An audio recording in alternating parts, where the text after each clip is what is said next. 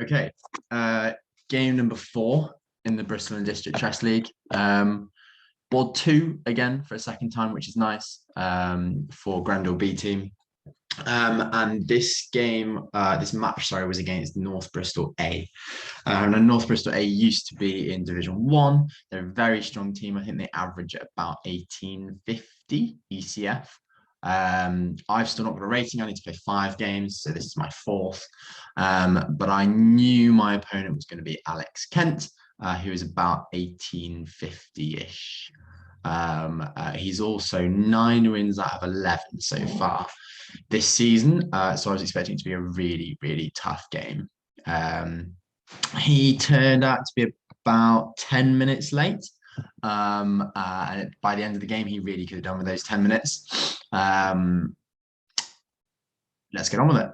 So we started with e4, e5.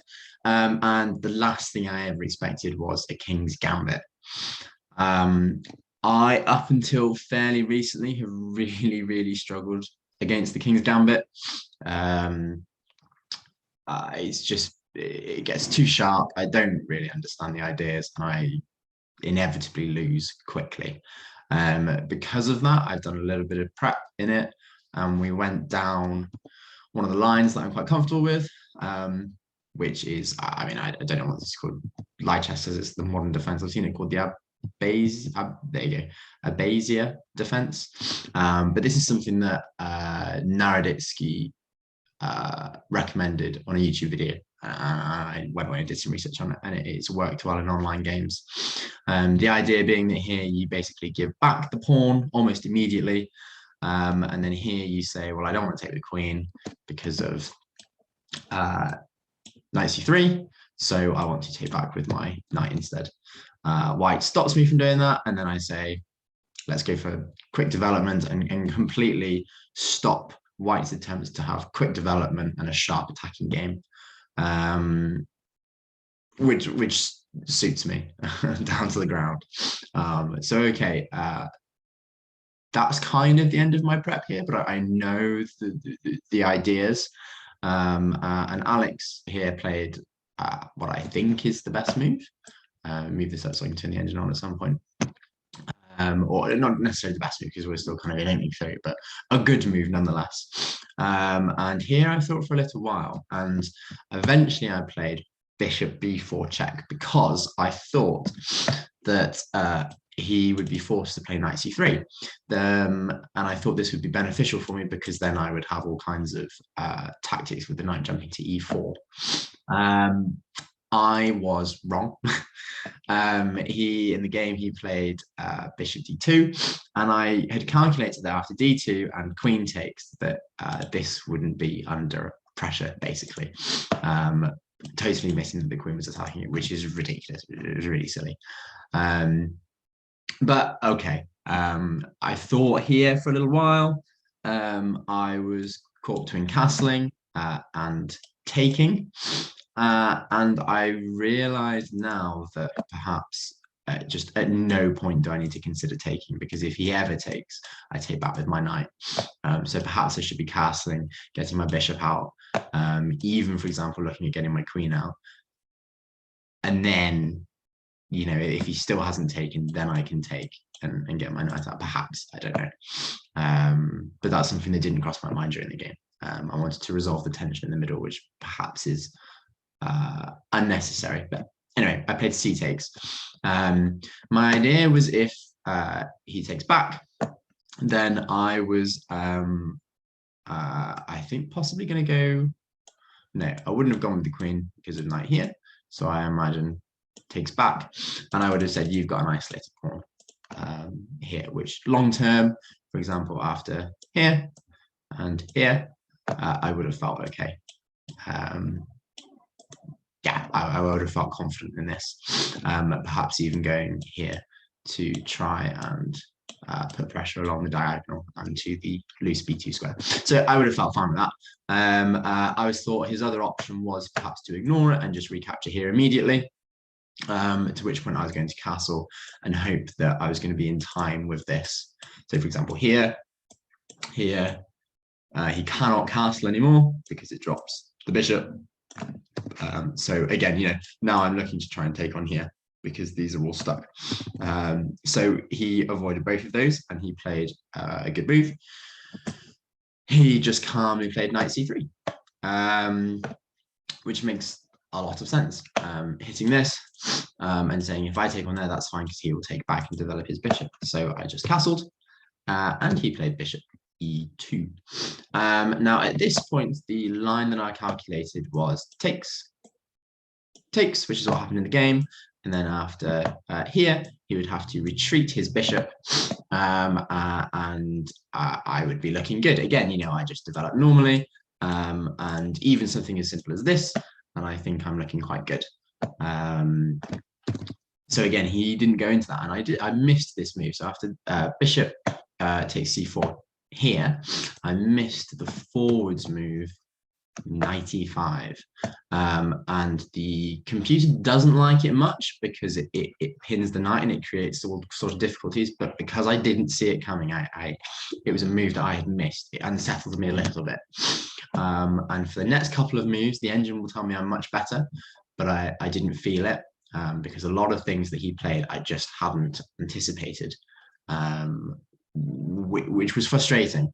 And I think my time management was a little bit suspicious. I think I was moving much faster than I needed to, aware that the first kind of 6 or 7 moves was my prep and I'd known it, and he was already 25 minutes, 30 minutes down on the clock in a 80-minute game. But I didn't need to be moving as fast as I was, I don't think. So, okay, knight e5. And I think the only move I've got here is bishop e6. And I had calculated that if takes, then I was going to probably take back this way. Oh, sorry, not that way. Actually, I would have probably taken with the rook. And he's still got all sorts of difficulties down here. For example, after something like here and here, he's going to be in a lot of problems. So again, he didn't take. He checked in the intermezzo, bishop e5, attacking my rook. Now, I thought I had 2 options. It transpires I had a third, which I didn't contemplate, and also here. Now, he did say that if I'd played bishop d5, he would have looked to just repeat.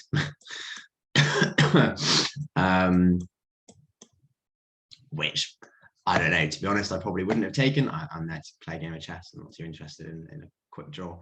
I'd rather lose. Or despite this is a much better position for myself anyway, I think. So, okay, I've got, whoops, I had these. I didn't like the idea of this just because it kind of feels like it weakens and loosens the rook a little bit. If my queen ever moves, then my rooks aren't going to be connected. But on the other hand, I'm perhaps a step closer to doubling up my rooks on the file, but I want them targeting the d4 pawn. So I wasn't too sure, and I thought this was the safe move. This was fine. So, okay, knight c6, and then a move that I never saw coming was queenside castles. Now, this really, really shit me up because suddenly there's the problem of d5 forking 2 pieces. Now, d5 here looks like it should work because it's defended 3 times and it's attacked 3 times. The problem with it is, say, for example, I make a passing move and he plays d5. This knight here is undefended, and this bishop here is only defended by the knight. So instead of playing a passing move, I played queen b6, putting pressure on this undefended bishop. So, for example, if d5 here, then we have something along the lines of bishop takes, and already this knight is hanging. And if, for example, knight takes, then we've got 2 pieces hanging. Whoa, albeit I'd have to take the queen because my queen is attacked. But okay. And I don't know. And then here. And here. But I would be okay, but I don't think I would have gone down that line. I can't remember which is the correct one. But even, for example, here. Because if here, no. Here, here.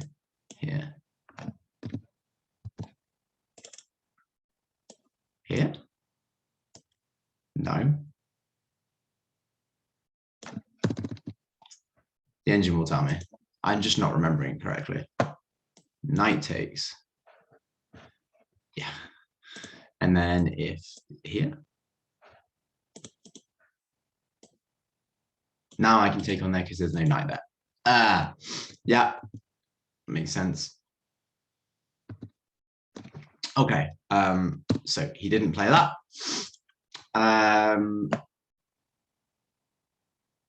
It's still a threat that I have to think of though. And I have to calculate every time we make a move just to make sure that this isn't a threat. So he snapped up the pawn on f4 here, and I thought that this gave me an opportunity to prevent the d4 push and also to untangle myself a little bit and to remove a defender of his king. So I played knight d5, looking to trade off these two pieces and get to his exposed king down a c file. Notice how I'm also attacking his queen, so forcing some kind of trade. So he takes, and I take that with the bishop. Notice how also at this point, by virtue of moving his knight, his bishop is undefended. So he has to move it or defend it. He moves it to c4. Again, I'm happy to trade off. And then at this point here, I had calculated going here and attacking both of these. So for example here, then the problem I had was I was expecting this, which put pressure on this pawn here, and also attacks this. Now, the engine says this is fine because it wants me to sack the rook, which is not something that I would have ever managed to do, I don't think. So the move that I played was instead queen b4, putting loads of pressure along this this file. You know, the queen is undefended, the rook is, the knight is going to be on the same file as the king when the rook moves over to c1. I'm piling on pressure on this pawn as well. So loads of pressure here. He played queen back, defending his rook and getting his queen off the file. I brought my rook opposite his king. He moved his king, and now I booted his knight away, noticing that I've got two attackers on the pawn and only one defender. In order to avoid dropping the pawn, he pushes it, and after a trade, I had calculated that I could push and play c3, and now he's under a lot of pressure. And the computer says I am fantastic. So he plays the best move, and here I had seen or calculated, and this I have to be honest about it now, was really silly. I had calculated here something like queen takes, assuming that we would trade queens, and then after check here and here, I was going to start looking really, really, really good. And I was confident this was a position that I would be able to win. And I just assumed that he wouldn't see that and he'd go down that line, which is ridiculous. So I took, and strangely enough, he didn't take. He noticed that I wanted this check here, and he took it away. And in this position, much better would have been to simply just be a pawn up to capture this pawn and to say, I've got 5 pawns for your 4. This is really strong as well. And if you don't do something about it, I'm just going to be up a pawn. And yeah, the engine really, really likes it. But okay, this is how we got in the game. And here I was really unsure what my plan was. I didn't want to take because I was worried about back rank problems, and this becomes really strong the less pieces are on the board. I just was unsure. I didn't want to commit to something where this pawn became really, really strong. So I just played a passing move. And if we turn on the engine, we go from -3-ish, once it's had a think, to dead even. And this is really, really frustrating. It just says here that I should trade. And after this, again, take this pawn and just go a pawn up and be done with it. And it just wasn't on my agenda, wasn't on my mind, which is ridiculous. It was really, really silly. So I played a passing move, and then from here on out, it is just a draw. and eventually we repeated moves. Draw with black against an 1850 player, fantastic. However, if you look at the graph for the game, I was very much better, if not winning, for a lot of it. So if you'd said to me a draw with black before the game, I would have been ecstatic. After the game, not so much. So for next time, what I need to take away from this, time management needs to be much better. I think I finished the game with about half an hour on my clock. He had about 5. Just especially time towards the end. I had to get up and go for a walk because I was missing lots of things at the end. Yeah, time management and focus towards the end of the game, I think. And looking for those smaller moves, those forward moves. You know, I missed bishop here, I missed knight here. I need to be looking for those kind of moves that hold it all together for my opponent. But nevertheless, a draw, 3.5 for 4 so far. This was against a very strong player. Very happy.